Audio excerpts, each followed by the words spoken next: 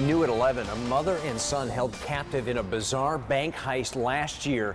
Tonight, they're speaking about that ordeal to News 8. Once I heard of explosives, I was afraid.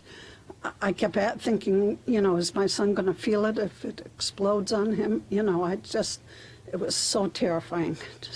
And we stayed all night like that until the morning. It was a scary, bizarre crime that made national news. A bank executive and his mother held hostage overnight, then an attempted bank robbery in New Britain.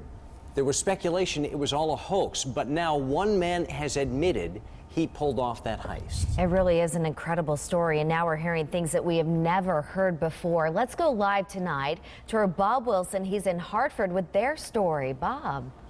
I talked to the mother and the son at length, and I was holding back tears. It's such an emotional just relief for them, especially what they went through. They told us they were held hostage in their own home, had a bomb, what they thought was a bomb, strapped to the bank manager so he could go rob his own bank, and the mother had duct tape wrapped around her so she was secured to the bed.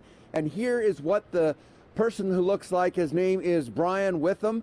He allegedly is going to confess to these crimes, along with three others, very similar crimes that happened in Tennessee.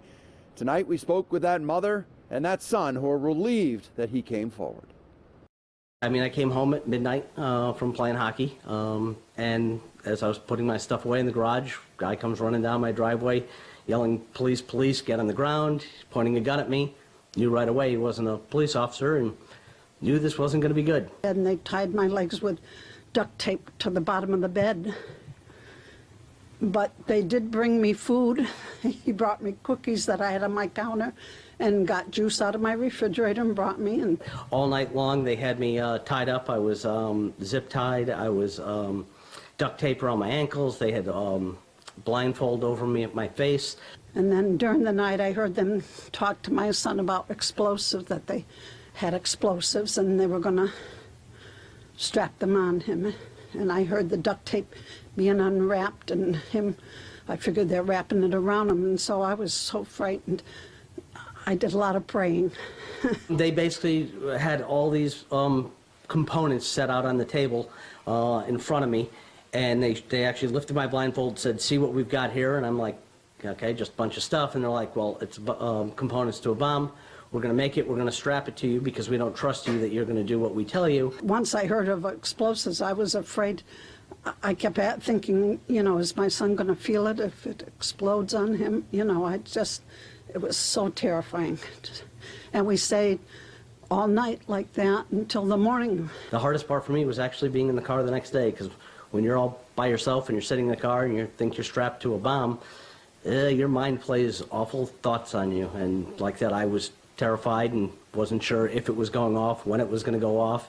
Great relief that these fellas are caught, because they threatened us and they said they would come back if they didn't get the money. And so for a year I live in fear that...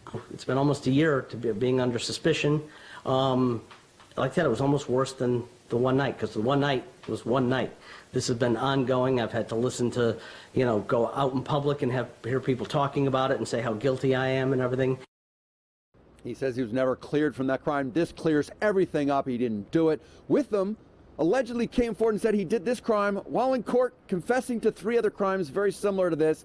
And what makes this so bizarre and hard to believe is that when you talk to them, and you can see their entire interview on WTNH.com, the mother and the son, but when you talk to them, they said, you know what, they were tied up, they were held hostage, and then the two men came to them and said, "Hey, do you have any medicine you need to take?" And they took care of her, gave her medicines, and they gave her food. They want to make sure she was okay. And then they go and strap an alleged bomb onto her son. Crazy. Go to WTNH.com to see all the interviews.